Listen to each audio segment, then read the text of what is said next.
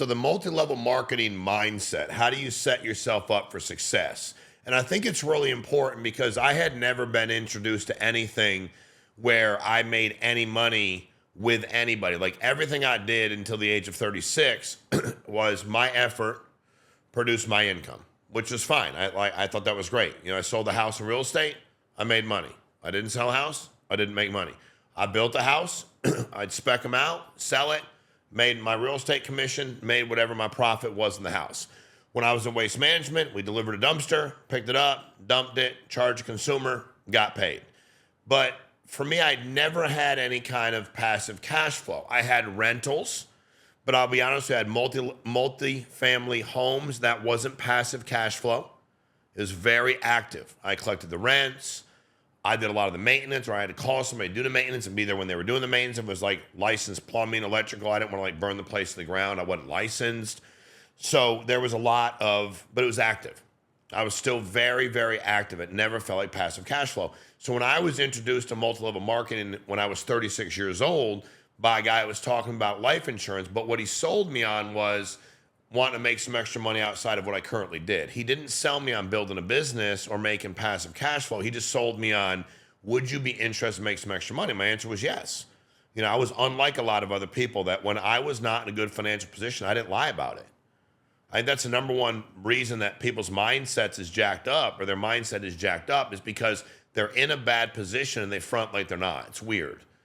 Like you'll do a meeting with 100 people and you kind of know their situation. Like, would anybody be excited to make X amount of money? And everybody looks around because nobody wants to be the one who's broke. I'm like, dude, I'm broke. Matter of fact, I went to my very first meeting. They told me to go to a meeting where the guy was going to show the plan. I'm like, what does that even mean? I don't even know what it means. I never even held a marker in my hand, like in school. I didn't like going to school. I didn't go to a lot of my classes, but I got a whiteboard and a marker, and like I've been writing on whiteboard for the last 15 years because it's how I was kind of brought up in this business. But when the guy brought me to the meeting, there was about 7, 8 guys that went to the meeting with me, and I knew them all. Like I knew of them, and I knew our situation. We're about the same age. You know, I thought I was actually doing better than they were based on the way they talked, but I wasn't happy. You know, I was making probably combined with all my OT and my other stuff on the side, buck 10, 20, 30 a year. Couple kids, it's not a lot of money. Was living in Connecticut, not cheap to live there. And I knew my situation. When we got to the meeting, the guy that was hosting the meeting said, you know, how many of you need to change your financial situation? I was like, bro, I need to, 100%. And these other guys just were like, I mean, I wouldn't mind. And they were just completely full of shit. And I'll never forget, I said to the guy, I was like, dude, it's funny. I just drove here 12 hours with them. That dude ain't got no money. That one didn't buy nothing at the damn convenience store. That one complained about splitting gas. They broke his shit. And I'm not doing good either. And I'll never forget, the guy said to me, if you can live in truth with yourself financially, the result will be a lot better. They were gone in 2 weeks. They quit. I don't know what any of them are doing now. Never called. I didn't really know them very well before, so it wasn't like they're my friends, and I stopped talking to them. I didn't know them very well, but I knew that when I saw selling life insurance, I wanted to make money. When I started to meet people that had been doing it for 5, 6, 7, 8, 10 years, and they told me they built a business, and it was probably good that the guy that recruited me didn't try to shove that down my throat, the whole building a business. I wasn't in that place. I wanted to make some money for me. I believed in my work ethic. I believed in my deal. So all the mindset stuff I had would not have worked for me to scale a business early on. Now, if you were really good and I respected you, you would have changed my mindset. I would have listened to you. But if you weren't, I wasn't going to listen to a damn word you said. And so I went out and started selling a bunch of life insurance. And I'll never forget, I went to a meeting one day, and the guy said to me, what is the hardest part about selling life insurance? And I said, I'll be really honest with you. I said, I meet with a lot of 70 and 80-year-olds, and we were all in the home, so I drive out to their places. And I'm with some people that had some pretty decent jobs, like their whole lives. And now they're struggling to pay $100 a month, $150 a month for life insurance. Like, I'll still sell them because life insurance is important. Everybody's going to die and everybody needs it. But I don't ever want to be in a situation where I'm 70, 75, 80 and worried about money. And I'm like, and some of my clients are like working. They're not working for fun. They're working because they have to work. And I'll never forget, the guy said to me, what is your plan to avoid that? And I said, I'm just going to sell a lot of life insurance and invest my money.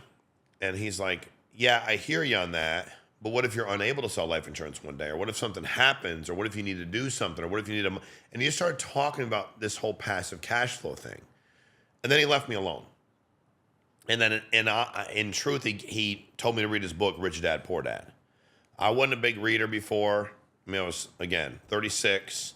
You know, I read like playbooks and football. I didn't really like, I probably couldn't give you 3 books I read outside the Bible. And I read the Bible because my mom made me read the Bible. But I didn't like, I probably couldn't name 2. I don't think I read Catcher in the Rye in school. Somebody read that for me, Cliff Notes. I don't, of Mice and Men. I don't know. I mean, Lord of the Flies, like really small books. I didn't read something big like Moby Dick. I was like, I ain't taking that class. That was honors English. I ain't reading that freaking book. It's way too thick. So I wasn't a reader. But I read this book and I could really relate to where I was. Like, I didn't grow up with any money. My mom worked 3 jobs. She worked really, really hard. And I didn't think what she was doing was going to be what I wanted to do. As a matter of fact, I knew it wasn't. And I never wanted to, and I also didn't want to work for a boss, but I didn't know how not to. So what I unveiled in myself was the mindset that allowed me to be very successful in as an entrepreneur, as an independent contractor, build an organization. Every organization, when I coach a team, if I'm the head coach, I got an assistant coach, got some trainers. If it's football, offense coordinator, defense coordinator, like, dude, there's levels to everything you do. And I had never been involved in any network marketing growing up. I really didn't have any desire, and nobody really ever pitched me on things because I was very difficult.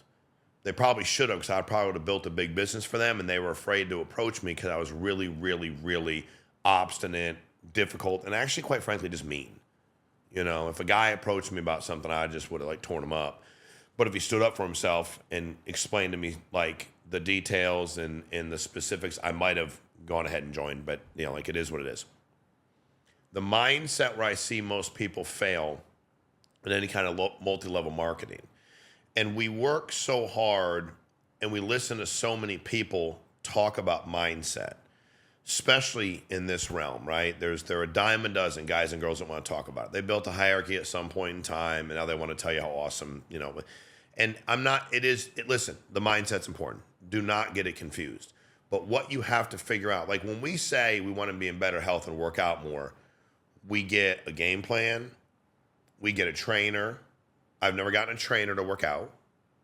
Like, trainers aren't, I know all the exercises. Dude, I could go to the gym and watch you, even if I didn't know all the exercises, and be like, oh, I'll do that. I'll do that. I'll do that over there. And be like, I don't know what it is. Let me watch that a couple times. Maybe I go over and do like, what's that for? It's for that. We hire a trainer to tell us what to do, to manage us. If you're going to be an entrepreneur and if you're going to be in multi-level marketing, you have to learn how to manage yourself. And if you don't know why you're doing it, it's going to be really hard for you to overcome the negativity, the times that you just don't want to do it. I will tell you that the greatest thing for your mindset in any business you're in is an insanely, obnoxiously aggressive work ethic. You won't read your way to success. That's where a lot of these guys will confuse you. Dude, I sold. Every company I was with, I sold as much, if not more, than everybody else. That was how my mindset got good. It gave me good posture. So any organization you're in, if it's about recruiting, are you recruiting more than everybody else? If it's about sales, are you selling? If it's about sales and recruiting, are you in the top 10, 15, 20% in both categories? Are you willing to do more than other people are? And I also understood that I wanted other people to win. What addicted me to any kind of multi-level marketing structure was the first time somebody I worked with sold a life insurance policy. And I'll be honest, I couldn't tell you what my commission was on it, or my override. And quite frankly, I didn't care very much. I listened to them talk about what that $712 meant to them and their family. That's what drove me. And I knew that if that was my purpose and helping people be in a better position, the money would come. That'd be a byproduct of doing the right thing. And I knew that unequivocally. The mindset, and if you don't care about other people's success, I think you'll be really bad at it. I don't think you should get involved in it. I think team building is impossible when you don't give a shit about the team. Helping people build a self-image when you don't care about them is impossible. Letting people experience something they've never experienced and being their biggest fan is impossible if it's all about you. And also, most people come in with a big ego because we're concerned about where we are, right? In life, none of us want to admit, I had no problem with it, but none of us want to admit that we're broke. And that's odd to me. And I think I had this insanely obnoxious transparency where I was like, yeah, I'm broke. Then they'd be like, anybody ever go, they'd start talking. They weren't even asking for anybody. Like, did anybody ever go through bankruptcy? I'm like, I went through that. And they'd be like, dude, he's not even asking. I'm like, I can relate. You know what I mean? Anybody ever had a problem with drugs and alcohol? Drugs, alcohol. Yeah, I've had, like, I was so transparent that I think people are like, that guy doesn't care what other people think. The greatest mindset trick, shortcut you can ever have into being successful in the multi-level marketing situation is to truly live your life where you genuinely don't give a shit what anybody else thinks or says. I have that. I already had it at 36, but I wasn't feeling great about myself as an entrepreneur. I just had this anger about me and this chip on my shoulder. But I started watching people that were better businessmen than me. They were more refined, but still aggressive. And I would watch everything they said and did. I wanted to become that. They kept talking about being the model worth duplicating. I'm like, I want to do that. I didn't want people to tell me how great I was. I didn't want special titles. Men don't respect titles. You mean like women don't, like, it's not about that. I wanted to serve more people than anybody before me ever had. And I never, ever cared what anybody thought. I was in a podcast with a young man I hired 2 years ago, just turned 20. And I was like, what's the greatest thing you learned when I was coaching you in basketball? I've known him since he's been 11. And he said, it wasn't about the sport. He said, you taught me never to back down, ever. Never to back down. Be fearless. Fear no man ever. And that's the greatest mindset hack, if you will. Now, it takes time to perfect it. First of all, you do it through activity, muscle memory. Like, you continue to do something over and over and over again. It's funny. For me to give a shit what you think is really hard. Like, it takes me, meaning I want you to be okay. I'm going to do the best I can do on a daily basis. If that's not good enough for you, like, okay, cool, but I'm doing the best that I can do. There's nothing else I can do. I'm putting forth my best foot. You don't like it, and I'm going to make mistakes. But if tomorrow I had to switch to being paralyzed by people's thoughts, or waiting to see what people thought before I made a statement, or waiting to see how it would be received before I made a comment, dude, I'd be awful, because I don't know if I can get there. I've spent so much time. So think about if your mindset is so hardcore in I'm paralyzed by what people think of me. I didn't ask anybody for permission to change my life. But people do it all the time. They surround themselves with a bunch of people and they're like waiting for them to give them permission, give you permission to change your life. It doesn't work. It's impossible. It will never, ever, ever work. So that's how you build a successful mindset. You're going to talk to, I had never failed more in business than I did when I started building a business, like in the life insurance space. I've never been told no more. I've never been by clients, by agents, because I worked really hard. So whenever I spoke in front of groups, I'm like, there's one thing I got you don't have. I am the number one guy in a leaderboard if we track that I'm being told no. Because I know how much I'm told no on a daily basis. I don't give a rip if I'm told no. I don't care. And a lot of people, it chips away at you a little bit. And chips away. And why? Because you're worried about what people think. If I went out and sold all day long and gave it everything I got, and I had a great day, cool. If I had an awful day, made no sales, I wasn't worried about anybody else's validation. Having a great day, when people say, man, I had a great day, thanks, really helped my mindset, and the people around me believe in me. Who gives a shit if they believe in you, dude? Because the same people that believe in you today because you got paid will not believe in you tomorrow when you don't get paid. Do you believe in you? Do you, deep down inside, in a place nobody wants to talk to, do you believe in yourself? I do. It's all that matters. Everybody else, who gives a shit? Be nice to your family, be nice to your significant other, be great to your kids. But outside of that, let's take your kids. Kids are amazing. You'd give your life for your kids. I give my life for my kids tomorrow. My kids were not in charge of providing for themselves financially. I never felt bad when they didn't want me to go off to work because it'd been a long day and I hadn't seen them. I was doing it for them. I never felt bad. Not once. Not if they were like standing by a door playing, come on, Dad, don't go. Like, I was providing for them. Of course, I'd rather throw a ball around, hang out, watch my daughter dance, watch a movie. I'd much rather do that with them. But at the end of the day, I was doing it for them. And then for a lot of people, they blame the people around them for their lack of success, their lack of willingness to work. And honestly, just they enable themselves to be pathetic as far as a work ethic goes. They're like wanting somebody to tell them not to do something.